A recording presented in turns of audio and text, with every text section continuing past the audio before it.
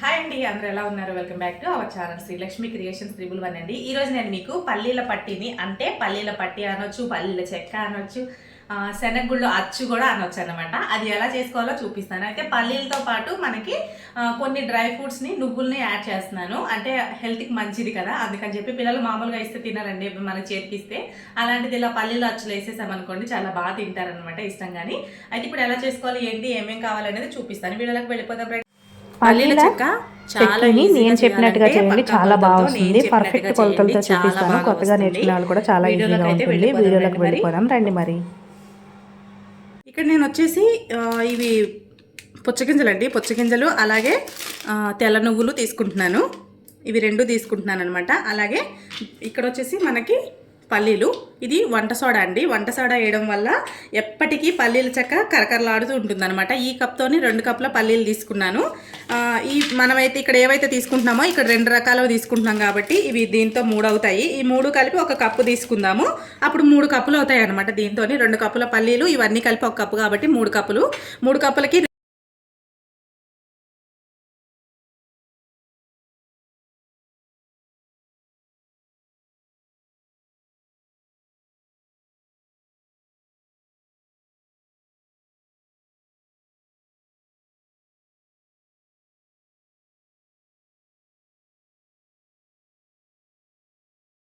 చూడండి, పొట్టంతా ఇందులోనే ఉంది.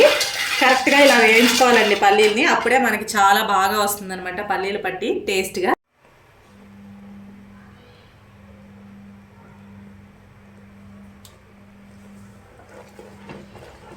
మరోసారి చెక్ చేసుకుందాం పాకాన్ని.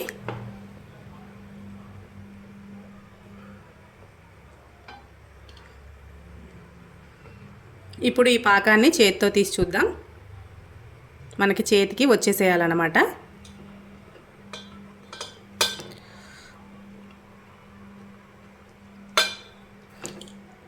ఇలా చేతికి వచ్చిన పాకం మనం విరిస్తే సౌండ్ రావాలి. రావట్లేదు కదా, ఇక్కడ మనకి నార్మల్గా సాగుతుంది. అందుకని ఈ పాకం మనకి కాదనమాట. మనకి గట్టి పాకం అంటే ఇలా విరగాలి, ఇలా కొడితే సౌండ్ రావాలి. కిందేసి కొట్టినా సరే, దేనికన్నా కింద ప్లేట్ కేసి కొట్టినా టక్కని సౌండ్ రావాలి. అప్పుడే మనకి పాకం కరెక్ట్గా రెడీ అయినట్టు.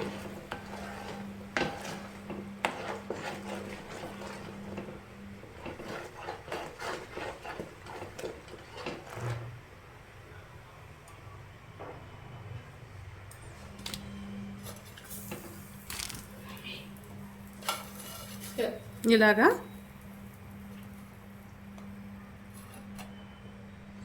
ఇలా తీసాం కదండి. ఇలా దగ్గరగా అనుకొని దీన్ని కొంచెం ఇలా గట్టిగా అయిన తర్వాత మనం కింద వేసి ప్రెస్ చేసి చూస్తే సౌండ్ వస్తుందండి.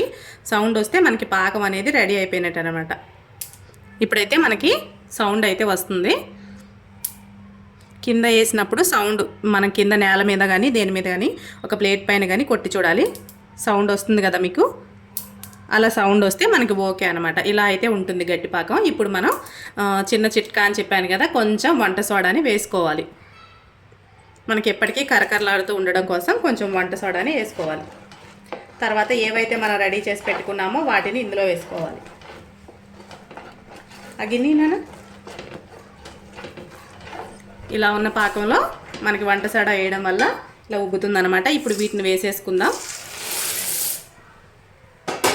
చాలా ఈజీగా పల్లీల పట్టిని చేసేసుకోవచ్చు. పాకంలో బాగా మిక్స్ అయ్యేలాగా ఇవన్నీ కలుపుకోవాలండి.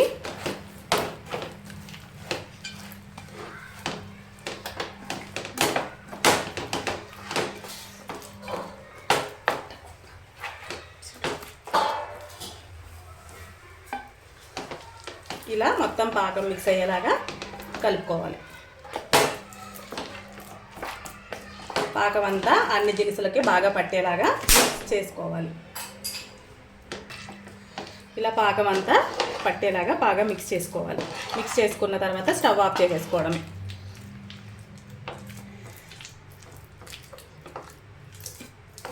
ఇప్పుడు మనం ఎందులోకి ట్రాన్స్ఫర్ చేసుకోవాలనుకుంటే అందులోకి వేసేసుకోవచ్చు. ఇలా ఈ గిన్నెలోకి అయితే వేసేసుకోవాలి. మనం ఏ గిన్నెలోకి వేసుకోవాలనుకుంటున్నామో దానికి నెయ్యి అప్లై చేసి పెట్టుకోవాలండి ముందే.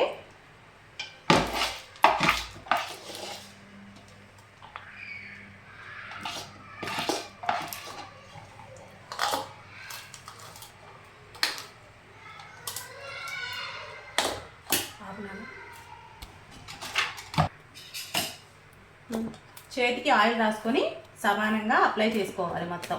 అంటే సమానంగా లెవెల్గా అంతా ఒకే విధంగా వచ్చే విధంగా చేసుకున్న తర్వాత ఇలా చపాతీ కర్రతోని ప్రెస్ చేసుకోవచ్చు.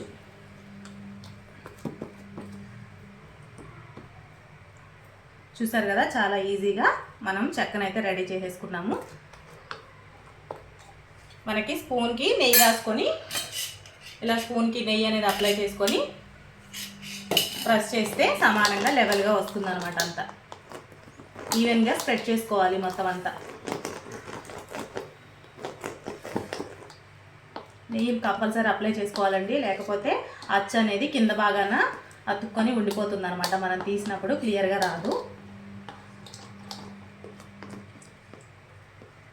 ఇలా సమానంగా చేసుకోవాలి. వేడిగా ఉంటుంది కాబట్టి కాలుతుంది, చాలా జాగ్రత్తగా చేసుకోవాలి.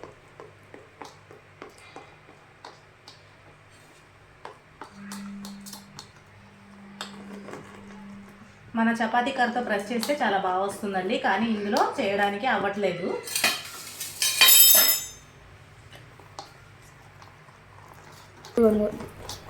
చూడండి, ఇలా అయితే స్ప్రెడ్ చేసుకొని ఒక 5 నిమిషాల తర్వాత గోరువెచ్చగా ఉన్నప్పుడు మనం దీన్ని కట్ చేసేసుకోవాలి, లేదంటే మనకి ముక్కలు అనేది కట్ అవ్వదనమాట. ఈ అచ్చుని గోరువెచ్చగా ఉన్నప్పుడు మనకి కావలసిన సైజులో కట్ చేసేసుకోవాలండి, తర్వాత మళ్ళీ కట్ అవ్వదు. పైన కట్ చేసుకుంటే తర్వాత ఇలా ఇరిస్తే ఇరిగిపోతుంది అనమాట. మనకి ఏ సైజు కావాలనుకుంటే ఆ సైజులో ఇలా కట్ చేసేసుకోవాలి. సైజెస్ మన ఇష్టము, షేప్స్ కూడా మన ఇష్టమే. ఎవరికి ఎలా కావాలంటే అలా కట్ చేసుకోవచ్చు. ఇలా కట్ చేసేసుకున్న తర్వాత మనం చల్లారిపోయిన తర్వాత దీన్ని తీసుకోవచ్చు. మళ్ళీ బాగా చల్లారిపోయిన తర్వాత కట్ చేయాలంటే కట్ చేయడానికి రాదండి, అప్పుడు మొత్తం మనకి షేప్స్ రావన్నమాట. ఇక్కడ నేను చూపించిన విధంగా కట్ చేసుకోవాలి. గోరువెచ్చగా ఉన్నప్పుడే కట్ చేసుకోవాలి.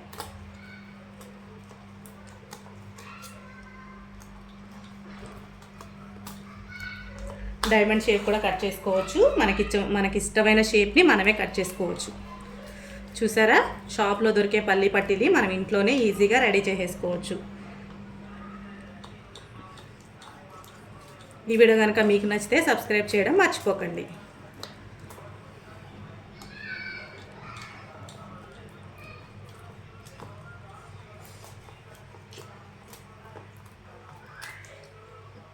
మనం కట్ చేస్తుంటేనే కింద నుంచి కదిలిపోతుంది చెక్క అనేది.